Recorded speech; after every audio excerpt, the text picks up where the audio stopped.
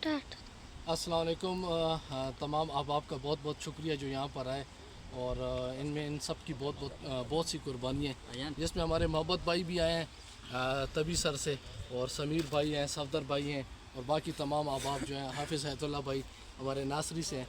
और आज हम इसका बाकायदा आगाज़ कर रहे हैं, और इसमें हम स्पेशल थैंक्स बोलेंगे कारवां फाउंडेशन को, जिन्होंने हमें इस ज़मन में हमारी हेल्प की, और इंशाल्लाह हम मज़ीद प्लांटेशन करेंगे। आज पहला दिन है, आज इंशाल्लाह हम चापरी डैम में सीड्स वगैरह लगाएंगे, बीज वगैरह लगाएंगे, और ये तमाम आप ये एरिया देख सकते हैं कि यहाँ पर इंशाल्लाह आज हम सीड लगाएंगे, और पहले पौधा लगा के हमने इसका आगाज़ कर दिया।